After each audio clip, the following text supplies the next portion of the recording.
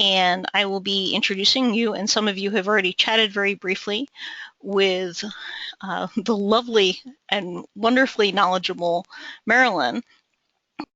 We'll be talking about all kinds of fun and interesting things tonight.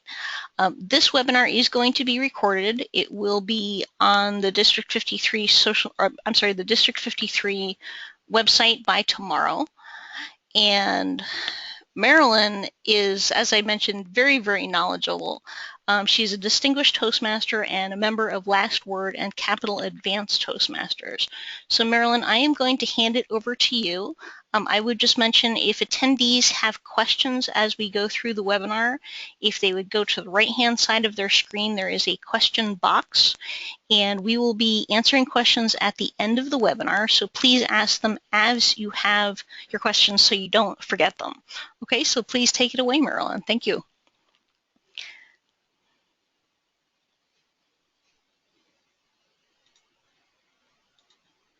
We're in the recording.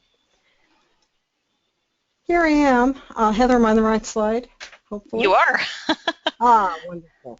So I'm going to tell you just a short bit about myself. I want to welcome you all and let you know that I am located in District 53, which, if you're not familiar with that, it's in the northeast corner of the United States. I have been a member since 1998, so you can do that math. And I actually live outside the district. I live right over the border in District 45. And when people ask me why I joined District 53, that's my personal table topic. So I have a chance to explain why I commute an hour or more to meetings. It has to do with the fact that there aren't many meetings near me. I'm happy to be presenting this tonight. I have also served as the Vice President of Membership in both my home club, Last Word, and currently in an advanced club, Capital Advanced. I'm now the member officer for that club. So I bring some expertise into this. I have been a Vice President of Membership for a few years, off and on, in my home club, so I've seen things evolve. And tonight we're going to talk about the topic that I often get asked about as I travel around the district. It's how to keep the members we currently have. So that's what we're going to be exploring. I really hope that you share your best experiences with this as well as your questions. We're going to make this interactive, and we have a special guest joining us in the last half of the webinar to talk about success in her club and how they keep their members. So we want to learn from the best.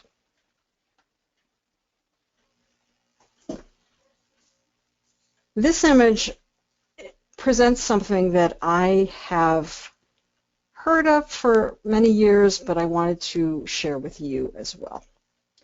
You might have heard that a typical Toastmasters club loses about 1/3 of its members every year, and that's an average of about 6 members a year.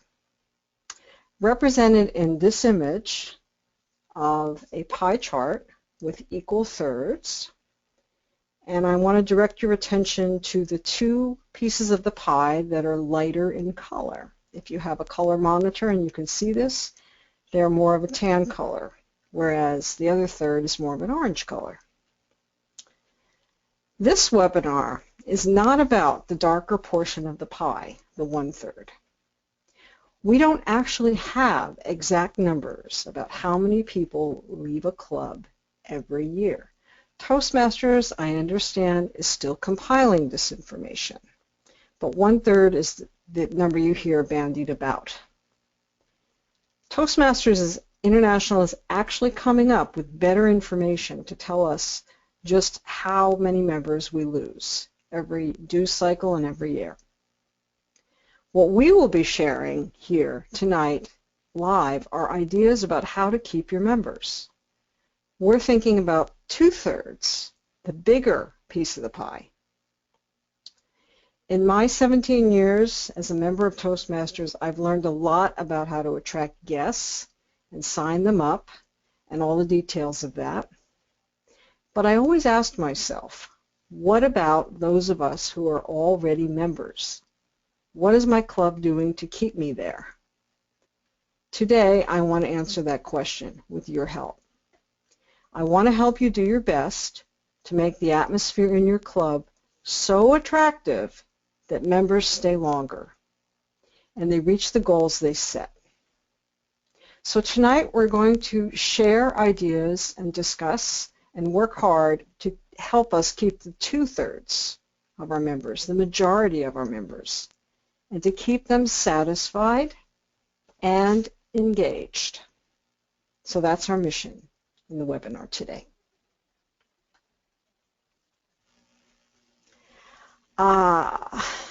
Such a relaxing image. I looked hard for an image that I thought would convey what I want to talk about now. But the image I chose, this one, of a table for two that's set on a beach with a palm tree in some tropical location, unknown. It reminds me of a perfect atmosphere, an ambiance, as the French say. And then I went to look up the word ambiance. And according to the freedictionary.com, it is, quote, the mood, special quality, or atmosphere of a place, situation, etc., also known as the environment or the milieu.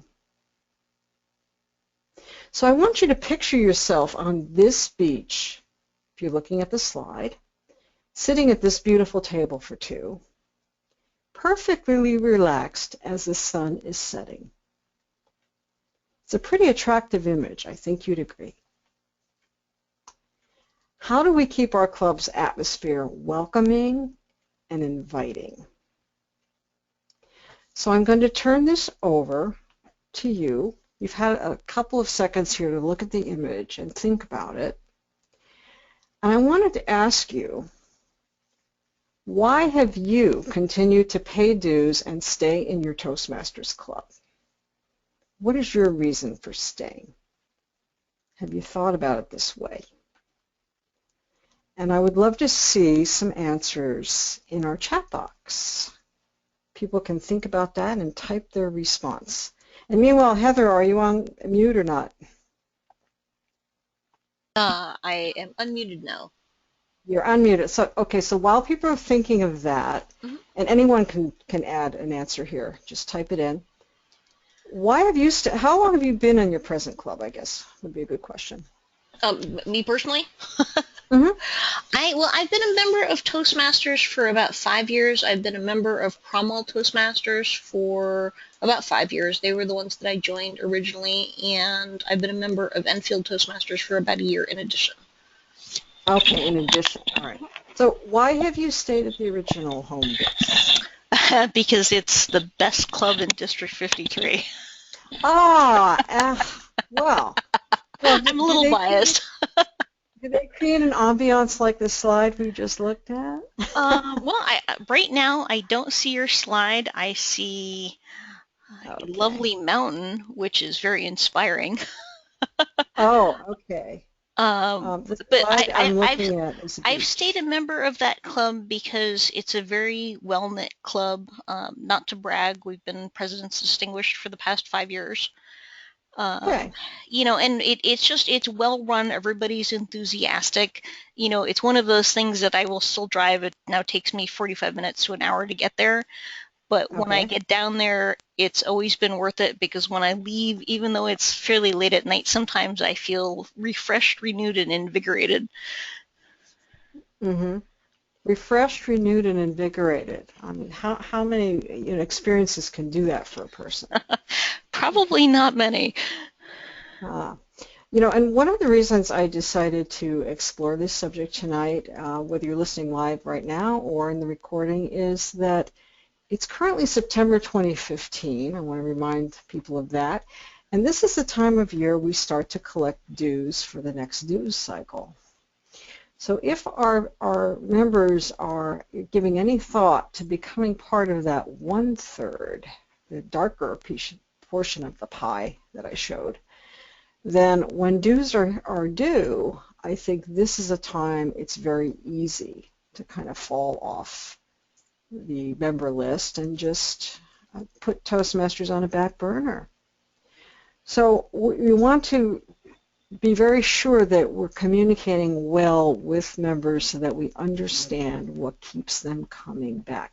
So Heather, what actually keeps you coming back? You said invigorated. I mean, what would be an example of something, a reason that you would come back? Because I think, well, actually, I'm not really sure because I visited probably several hundred clubs in 5 years. You know, everybody's friendly. Everybody greets each other when they walk in the door. You know, it's like we're a group of friends. You know, many of the people I've gotten to know so well, and that's the only time I see them is every couple of weeks. You know, but I think the most important thing is we have fun. I mean, maybe we're not quite as formal as a lot of the clubs that are organized, but we are extremely organized. We go by the book. Our agendas are always ready. Our agendas are always filled. You know, we make sure we go over all of the Toastmasters roles, but we are sometimes kind of irrelevant, you know, and we'll make jokes at someone, you know, because they know that we're going to make jokes at them.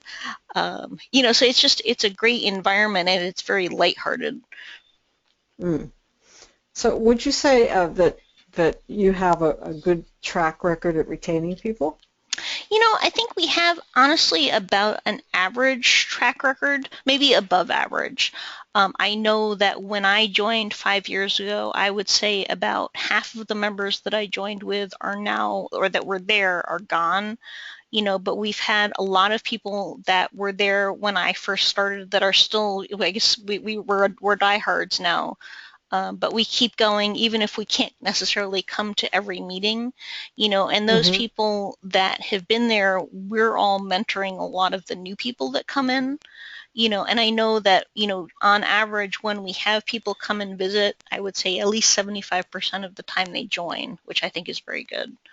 Yeah, that would be, I think, a higher join rate than many clubs have, or guess.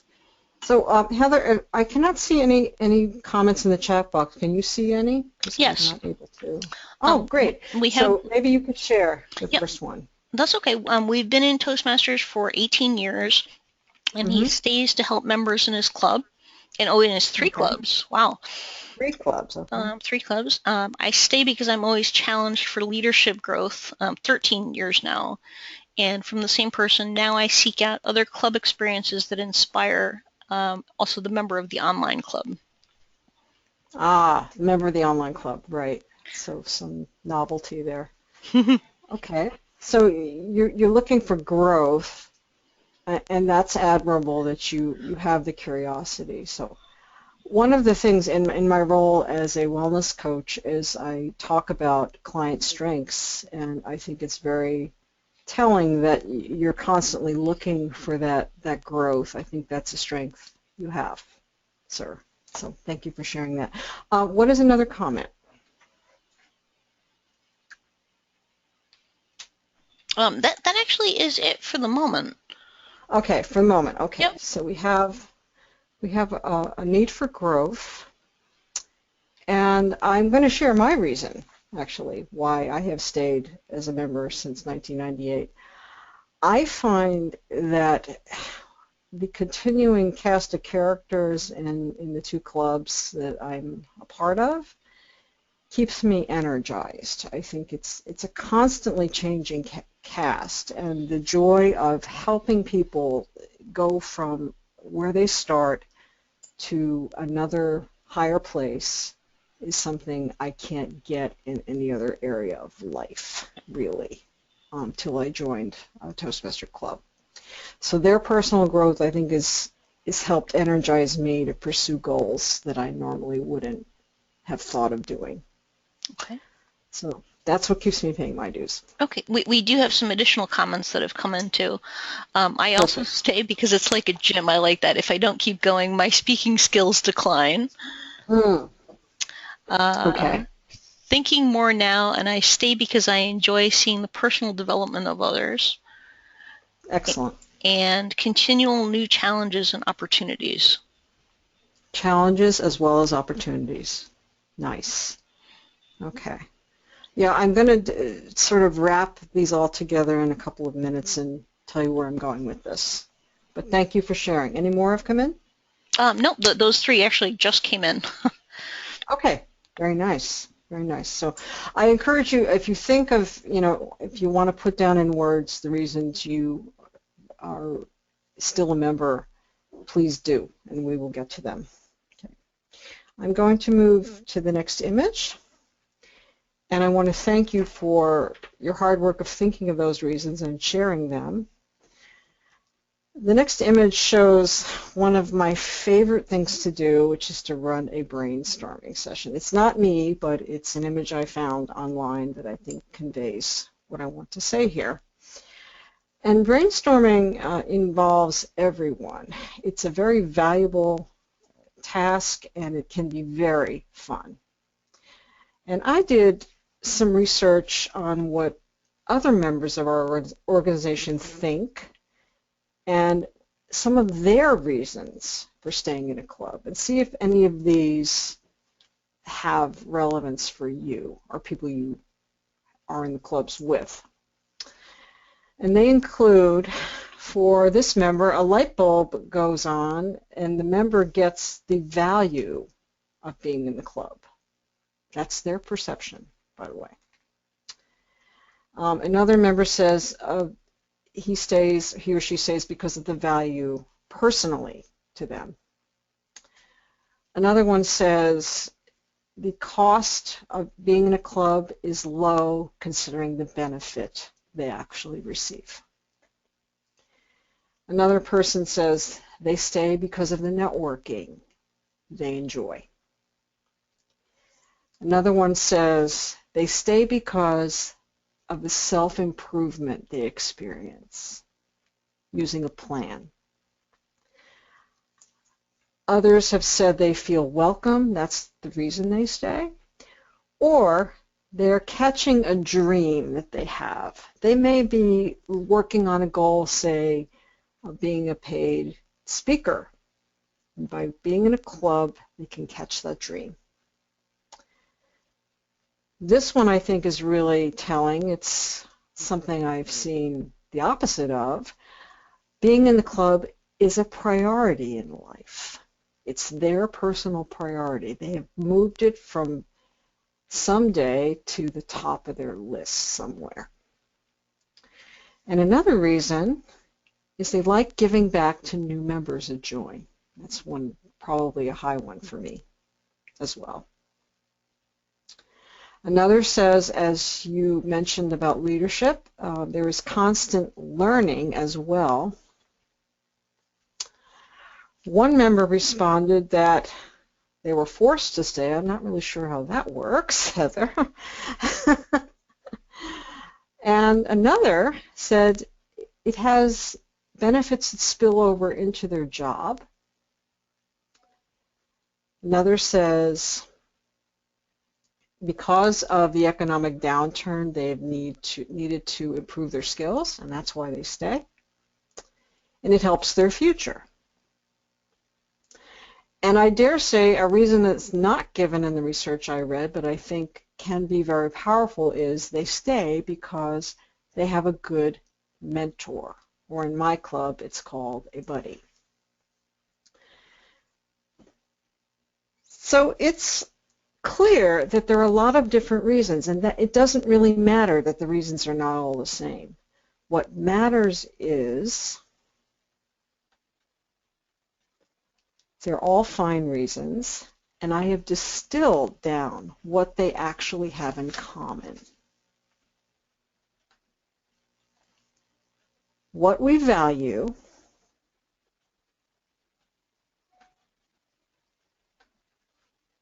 we hold on to. What we value, we hold on to. The image I'm showing here are two precious stones.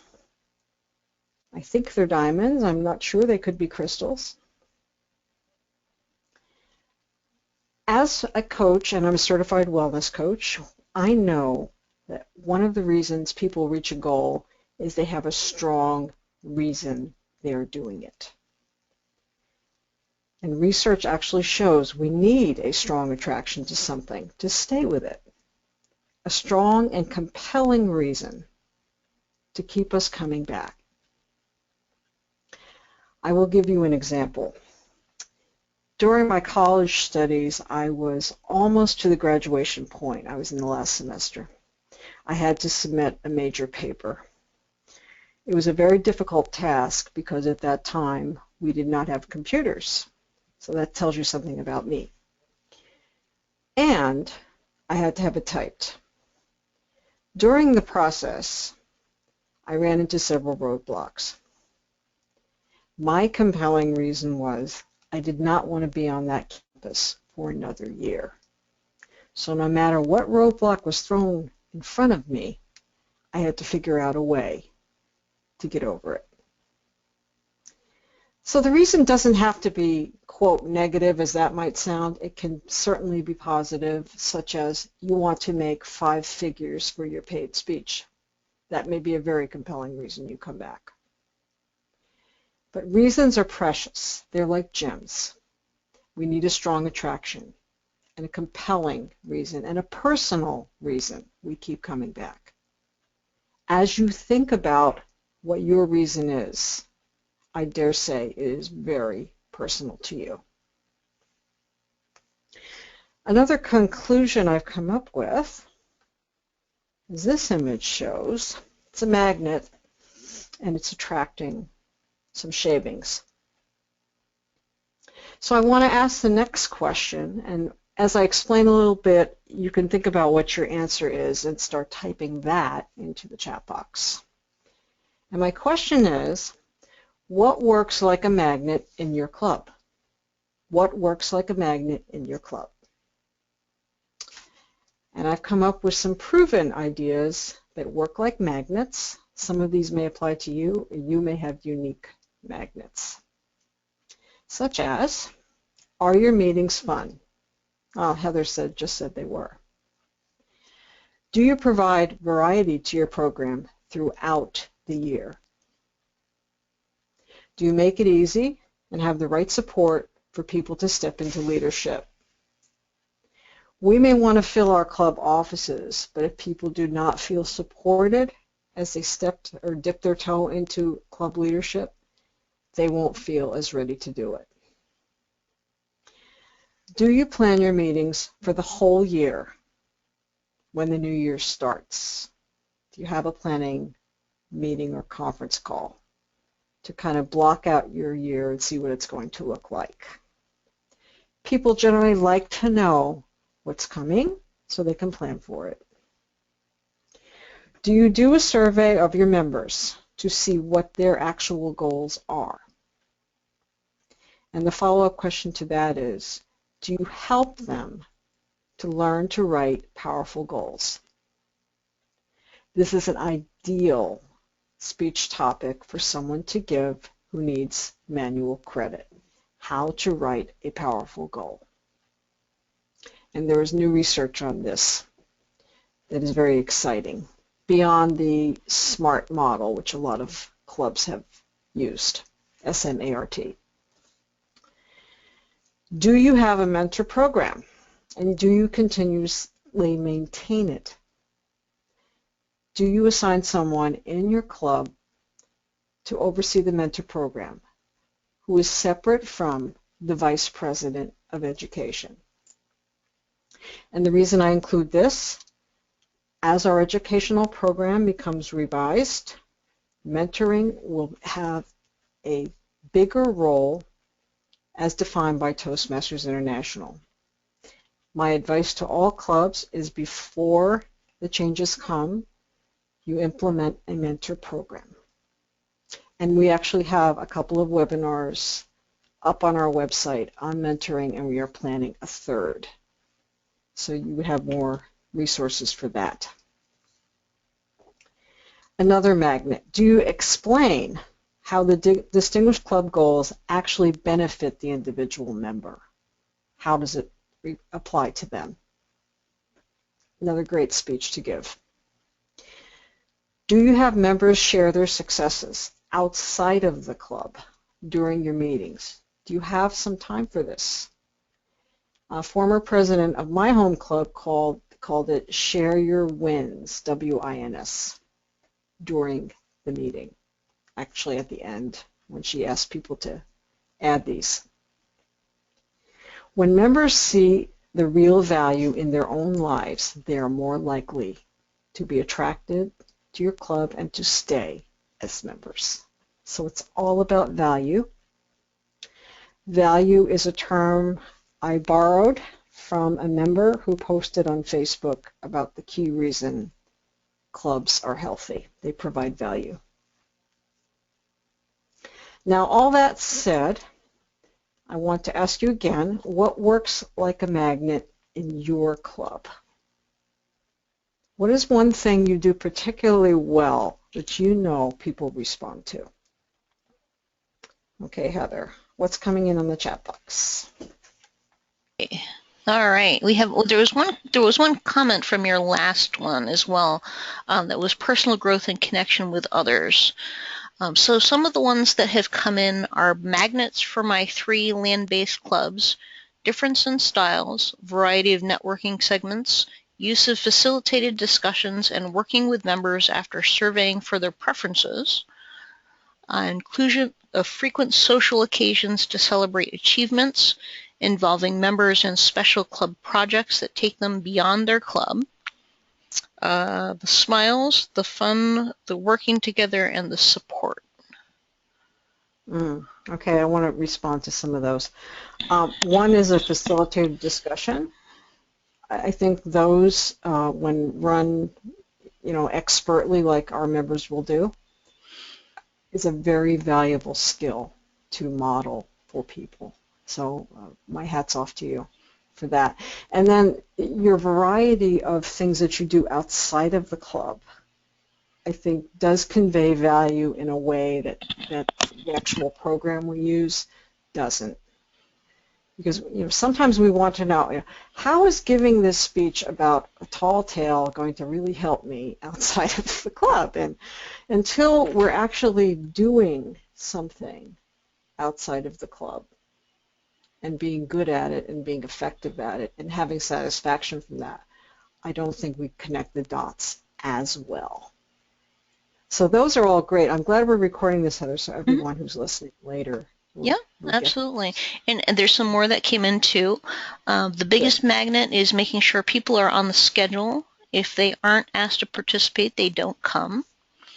I think giving the club members, the newer ones, some educationals to do helps. It's the Benjamin Franklin thing, show me and I will learn. Yes, then nice quote. And then they're on the schedule, I think, meaning they've signed up for something, sounds like? Yes, looks like that. Yeah, great. Okay. Yes, because I think that's when your name's on the dotted line, so to speak, you're committed, aren't you? And then there's that member that says, I'm not signing up for anything, but when I come, put me anywhere you need me. Do we all have that member? Well, we have one in our club. It's wonderful. Even though he doesn't sign up, he's willing to do whatever. So we love him. All right, so what else has come in? That's it, but there might be a few more as we have them. Oh, wait, here we go. Inclusion of interactive workshops for training on a continuing basis, not just educational speeches. Right, interactive workshops. So that's the kind of thing I generally do in a club. It's not my talking head like tonight, and I'm trying to get interaction from you folks. So this is really a wonderful way because people do get a chance to practice and use their thought process in a different way. So my hat's off to you for doing that. Thank you. Okay. Where are we? Let's see. All right, so those are your magnets, and I think it's time to talk about some success stories too, because I want you to learn from the best and really focus on that 2/3. To help you learn from success, I want to welcome our guest, Melinda Burns, from the Capital Advanced Toastmasters Club to our webinar. And can we unmute her, please? She is unmuted. Thank you. Good evening, Melinda. Yes, hi, Marilyn. Wonderful to have you on the line, and I'm so happy you're joining our international group tonight. I think it's a tribute to our technology that we can do this. Well, thank you very much for the invitation. Yeah. Oh, you're welcome. So I have a couple questions for you. We always like to get people thinking, so people can actually be thinking about this as you answer. Like, what would they say? And the first one is, what value does being in an advanced club actually bring to a member when it's time to pay the dues? What is the special value about an advanced club? Well, an advanced club requires by criteria from Toastmasters International that everyone in the club is a competent communicator, a CC. So automatically you have a higher level speaker. You have individuals who are doing longer projects, so we offer longer project times. We do something called round robin feedback, round robin evaluation. So once someone does a speech or a project, every member has the opportunity to give feedback to that speaker or presenter. That in itself is very intense and very different from a regular club. In addition, each member jots down and provides a written form or written evaluation with some of the same topics that they were going to be saying verbally as well as in writing, so the speaker will have that. In an advanced club, we also provide the opportunity to do presentation modules, and these are required for the advanced level awards.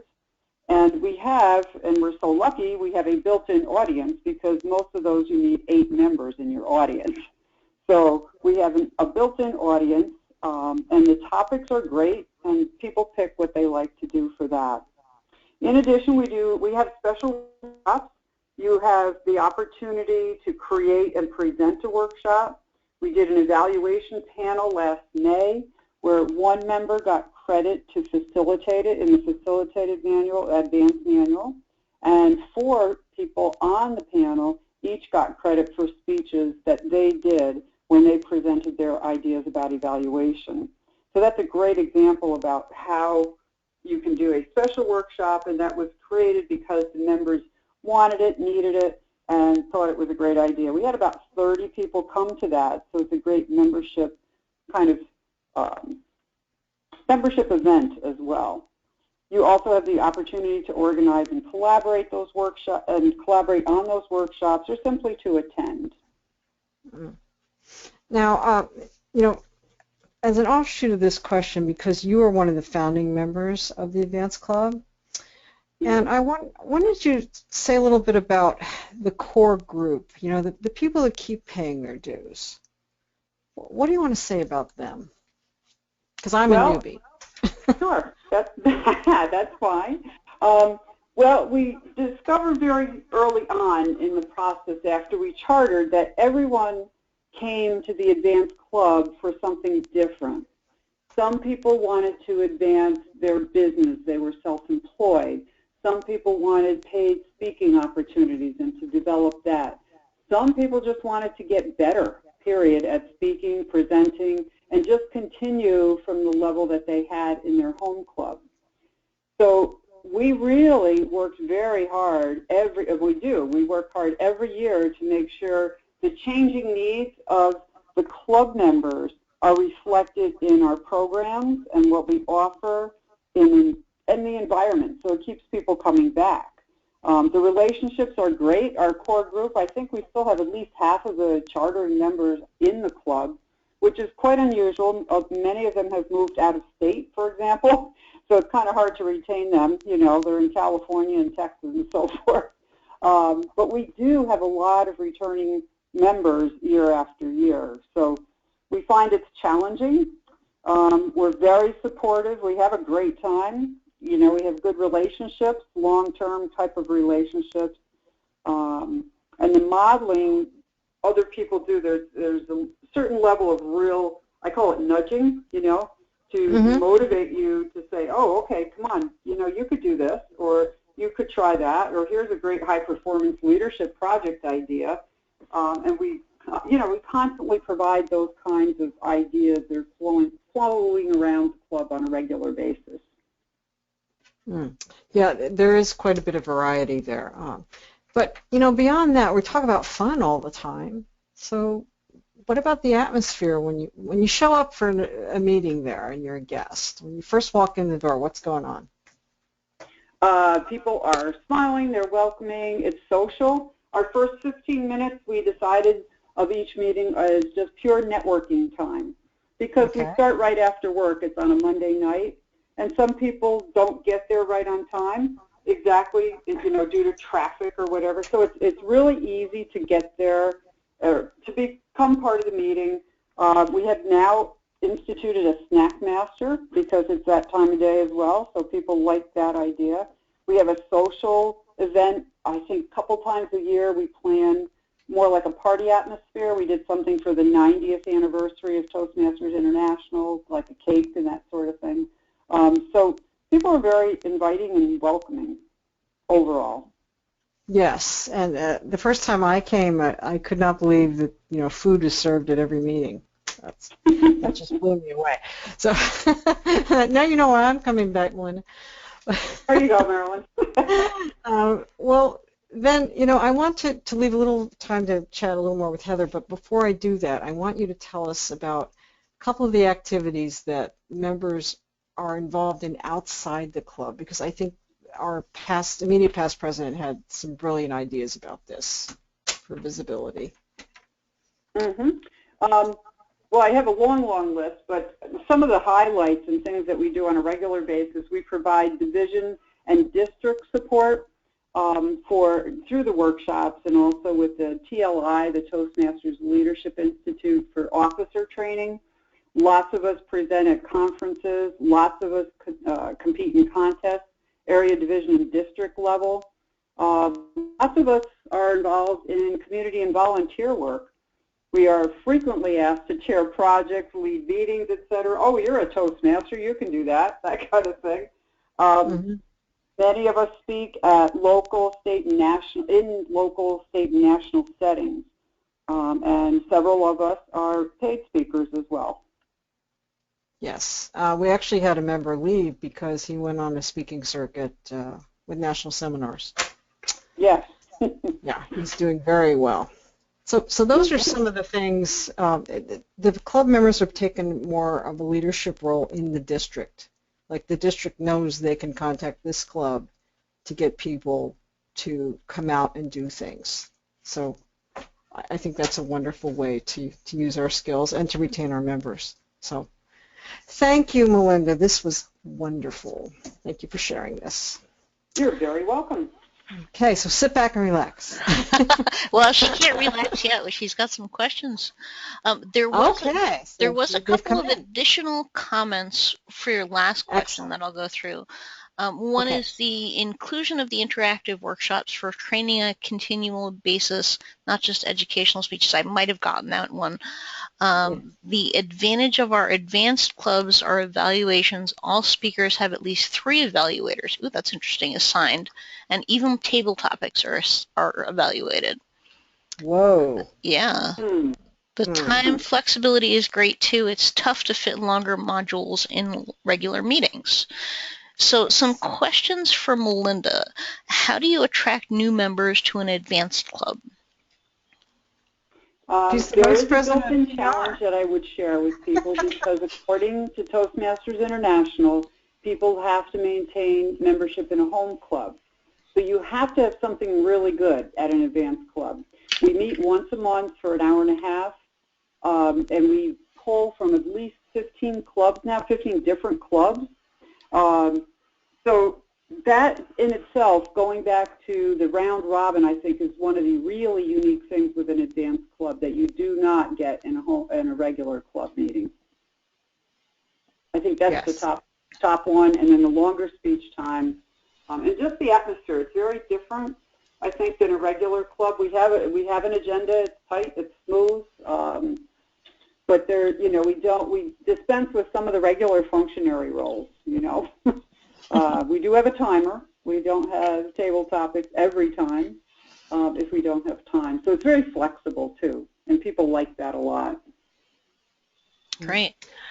Heather, I might bring up there that if you're thinking, as you're listening here, that an advanced club could be a membership tool for a regular club, because in order to step it up and get into an advanced club, you still have to maintain your membership in your home club. Yeah, so absolutely. that is a way that you stay a member in that club. So absolutely. think about that. Okay. What else? What you had mentioned already about having the CC, but are there other prerequisites for joining an advanced club? No. Not that we know of. We followed the charter exactly the way it's written. For an advanced club, it's a different chartering document, if you will, and that's the only the two things is just the CC and having another home club. Okay. In other words, if you are now, say you got your ACB in your home club and you're like, oh, now I just want to do the advanced club, that is not encouraged from Toastmaster International at all, because it would really pull all the advanced members out of the regular clubs, and that's not what you want. Right. Okay. You had mentioned the HPL, and they wondered what types of HPL projects members of an advanced club might do collaboratively. Oh, that's a good one. Well, actually, the co-founder, I'll give the example, the co-founder of the advanced club and I both did a feasibility study as an HPL, as a high-performance leadership project, whether it was even feasible to have an advanced club in our area. It was found that we did, and District 53 contacted us and said, okay, can you continue this process and charter the club? So that was beyond the, the HPL, but something like mentoring clubs, chartering clubs, extensions of things that you're doing, developing, say, a mentoring program that you can take out to other clubs, developing a TLI for your division or district, division level usually. All kinds of things. Somebody did a wonderful thing and worked with individuals with disabilities and developed a speakers bureau and brought them along, taught them Toastmasters techniques basically, modeled it after Toastmasters, and then had them come and present as a panel to our advanced club. That project took like 18 months, but that was personally interesting to her and it was relevant to her work. So there are a lot of possibilities, and people can work on all kinds of things, for their HPL. Yeah. Okay. And then there's a comment. I guess it's just a comment, not a question. We have an advanced club like yours, Melinda, who provides speakers, trainers, and support for other clubs, e.g., coaching. And then this is kind of a two-parted question. Do you have speechathons, meetings of only speeches, and just written evaluations? We haven't done that. We do that in my home club to get a bunch of speeches in, I think we did it once last year to catch up when we had 2 snowstorms and it got canceled. So we have done that sort of thing where we limit the number of round robin. We just don't do as many round robin, but everybody does a written evaluation. Great. So we don't do it on a regular basis. We do it on as needed, pretty much. Okay. Terrific. And it looks like that's it for questions right now, but from what we've had in the past for the last few minutes, there should be more coming in when we go off topic. Okay, thank you, Heather. And thank you, Melinda, for answering those questions. Sure, you're very welcome. Being one of the founders of the club, I think you have the right history to know what those answers are. Next image. So what are your success stories? As we know, a club is really a team. This image of 3 teams who won Olympic medals shows this. What are your challenges?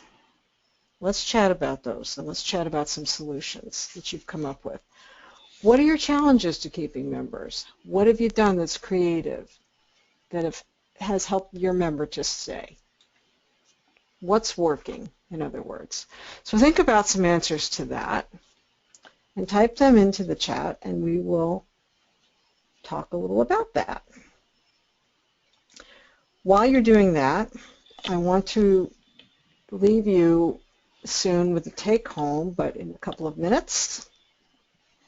Remember, what we value is what we hold on to. We need a strong attraction. We need a magnet, some reason to stay. The reason can change. It can be different when we join and 5 years later. In fact, it usually is. And it needs to be compelling. And the reason it needs to be compelling is there are times you don't really want to go with the program.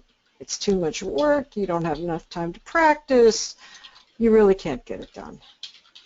It's tough sometimes, but when you have a compelling reason, that keeps you coming back. Back to that team concept. So have any more comments come in about what is working to keep members engaged? Yes. Good. We have built a club that meets in 3 communities that alone could not have a club by themselves. The club alternates their venue each meeting. One club is opening up their contest events to bring in guests and potential new members. That is very creative. And thank you for sharing that, because those who are listening both now and later will benefit from it. So you actually figured out a need geographically that wasn't being met, and you addressed it. So hats off to you. Okay. For that. Let's see. And then some more came in. One club is promoting a guest speaker, a local author, and inviting others. Inviting other clubs, I would assume. Yeah. And this is actually a general question for everyone that we would appreciate if everyone would put their input in. How do you let people know about meetings? SMS, email, or phone calls? How do we know? Well, our club has an active Facebook page. We use email as well. I can tell you that answer. The number one way people are finding us and coming as guests is online. Now, they find a number of things online. Usually when they search a club, they're looking in a geographic area. What tends to come up is your club website. That's how they find you. Okay. Let's see. I like the idea of a mobile club, especially in the regional areas, small communities, small numbers. Email through EasySpeak. Okay. Speechcraft, what is the maximum number of participants people have worked with? All of my clubs use EasySpeak for club management, and the collection of records enables us to keep track of awards. Okay. Almost all of our guests find us through Google or Toastmasters.org. I know that my 2 clubs, since we set up a mobile-friendly website, which Free Toast Toast 2 is not, we've had a lot more submissions for guests finding us. Oh, mobile-friendly. Yes, Free Toast Toast 2 websites are not mobile-friendly. Okay, so I like that idea very much. It addresses actual communication that people use. Yes.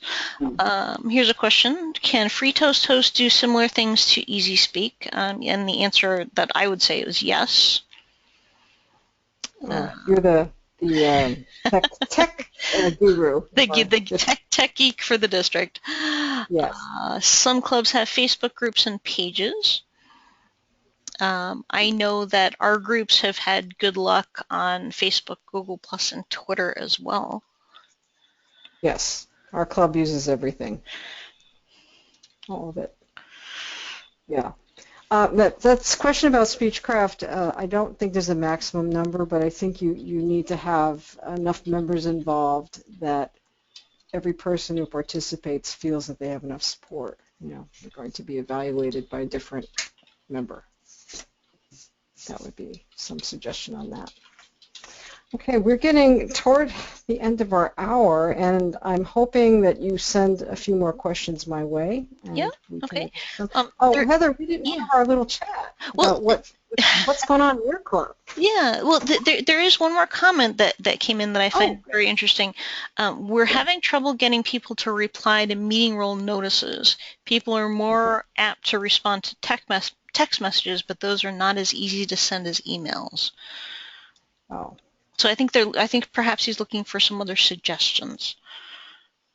Meeting role notices. Signing up for roles, I would assume. Yeah. Yes, it looks like it. I am not familiar with this concept of group text. Heather, are you familiar with it? I am. Well, so many people live on their cell phones nowadays. Yes, I'm personally not one of them, but. Okay. Yeah, I wonder about a group text if that's been tried.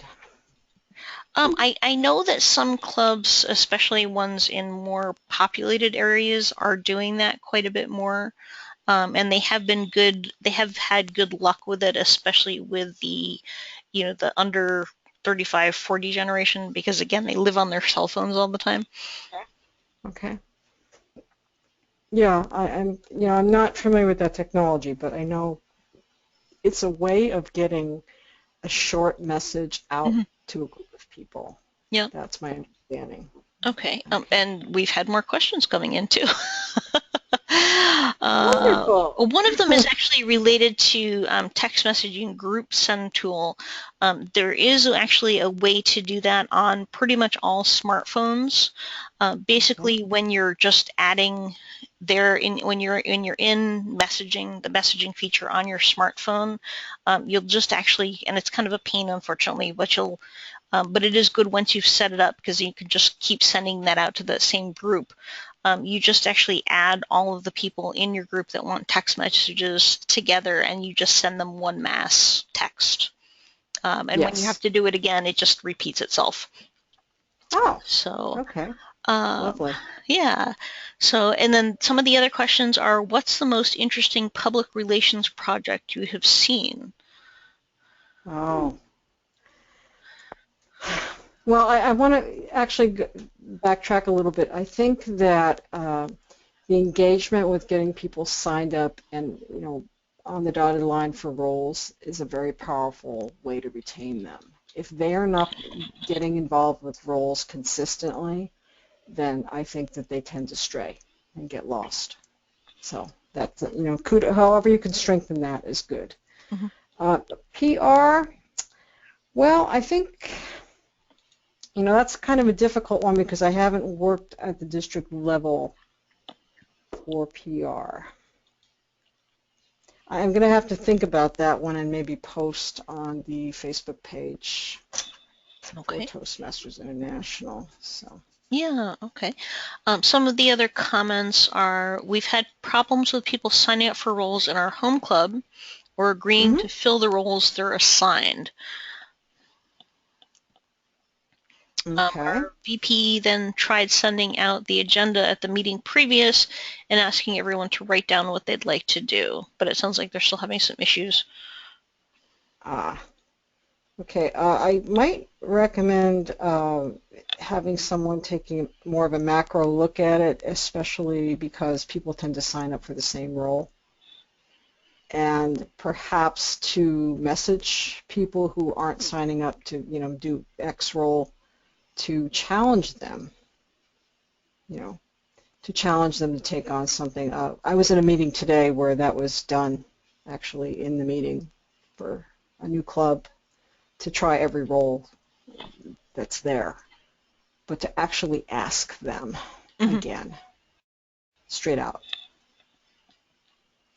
Okay. That's a thorny one. I think that comes up in practically every webinar I've done about getting people to sign on the dotted line, but it is a powerful way to retain them. Okay. Point out some benefits, perhaps. If you do this, you're going to learn this, and actually you can find what you learn from each role if you Google that. Okay. Let's see. Some of the other comments is I use text out SMS system on the web, but it could be unique to Australia. And that question, I believe it or not, I do know because I actually have a couple of clients in Australia. And that is unique to Australia. We do have, I think there's something like 55 similar systems that are US based that are about the same pricing and the same capabilities as that here. And then a suggestion would be use Google Calendar events to remind people to attend via an audible ping on the smartphone or MailChimp. Yes. Let's see, automatic sign up and reminder emails from EasySpeak, follow up by VPE to fill remainder. And there's a funny one, I always love this term. In our club, we call it being voluntold. Voluntold, yes, excellent. I want to add one other one because I used it a couple of months ago for a monthly email that I sent out to the club about their mentor-mentee. And I use a voice app. I used a voice app to record my voice with the message I would have typed as an email. I just mixed it up so that when they clicked on the link, they heard my voice. So it's something that I want to experiment a little bit more with. But I think some people learn or retain better by listening, so that may be something. Apps are a whole nother webinar, Heather. We have to do some. That is another webinar. We will put it on the list of things to tackle. I do know in terms of our clubs getting people to sign up, we've made it a habit to send the agendas out multiple times in between just as reminders, and then whoever is the Toastmaster we nail down at the meeting before, and that person is responsible for basically emailing everybody in the club and saying sign up for something. I see that as a member retention tool. Yeah, but it works well. I mean, pretty much all of the time our agendas are full. Well, we're getting to the end of our hour, and I want to respect that time and remind you that it has been a pleasure and an honor to take your questions and respond. And thank you to our special guest, Melinda. What we value, we hold on to. That's the message tonight. So make sure you find out what each member values and do your best to provide that. You can connect with me on Facebook. That's how my name is displayed, as you see on the slide. And feel free to send me an email and anything we didn't address tonight that you would like to ask. I'll do my best to find that for you. And the best PR project, that was a challenging question. I have to think about that, what our District X has actually done to promote something. Thank you. I look forward to the next webinar. I think, Heather, the next one I'm going to present is on mentoring styles, so I look forward to seeing you there. Wonderful. Are there any final comments that have come in before we sign off? Well, this is actually just one that was addressing the not having people sign up, and this is for the online club. It's expected that members self-assign and request speeches 1 week out, and the Toastmaster of the day manages the meeting, i.e. contacts major role players, etc. Very good. So there's some, yeah, that's an actual delegation skill that the Toastmaster is learning there. So I think you can Google what each role in a Toastmaster meeting teaches the member. And that is a very powerful thing to remind them of what they're learning. They sometimes don't think they're learning something, but they are. Thank you for sharing that. Please connect with me on Facebook or use my email. I welcome all your feedback. Thank you for joining us tonight. We look forward to having you on a future webinar. Marilyn Jess from District 53. Okay. And again, this is Heather Turner. Thank you so much for attending tonight's webinar. I hope everyone got some valuable information from it. This webinar, again, has been recorded, and it will